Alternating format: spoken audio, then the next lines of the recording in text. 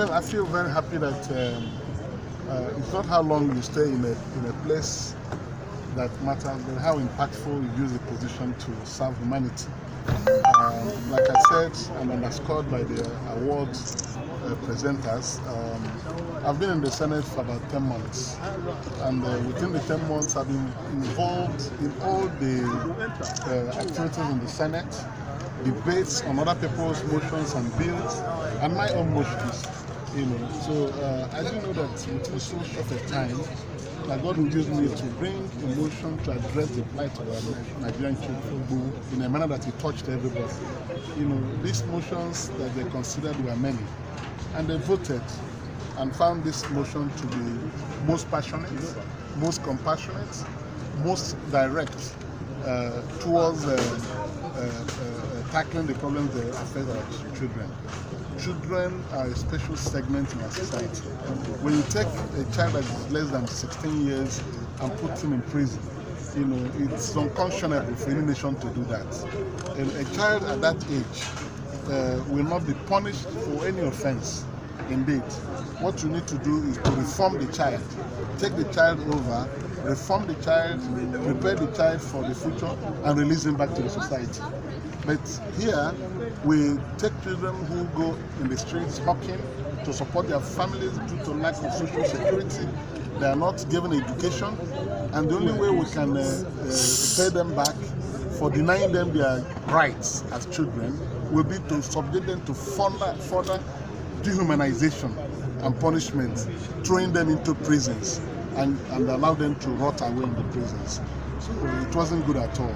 So I am happy that this motion serves the purpose of Nigeria. It's not a sectional motion, and I'm sure that will why it won. Most of the motions you see in plenary, the Senate, senators tend to bring things that affect their people only.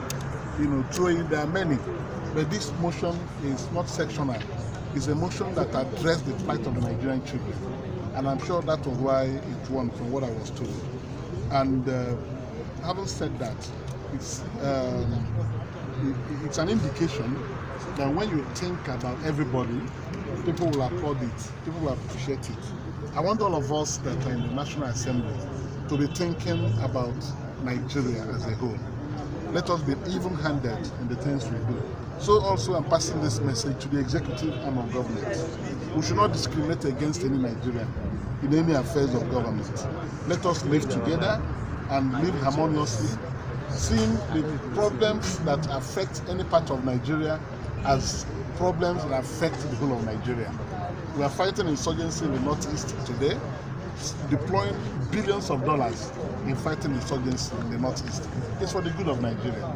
So also, any challenge you find in any part of Nigeria, the government of Nigeria should tackle it immediately, so that all of us will share the same common destiny, common faith, common confidence in the Nigerian nation. And if we continue doing this way, we'll be able to resolve all the problems that we have, without looking at you from where you come from. So I think this is a good one. Senator Umeh, News.com. Speaking about the legislation, there's several issues around the girl child. The case of Ochanya, the little girl that was killed, raped by the pedophile, the father and the mother and the son.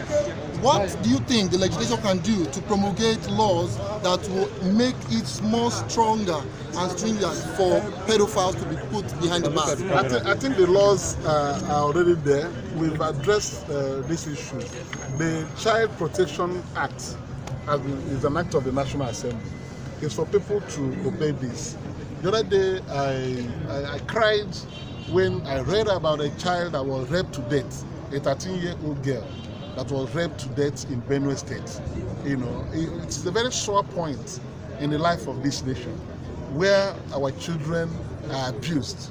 And when we hand down very strict sanctions on people who are caught in this nefarious act, it will be better for Nigeria.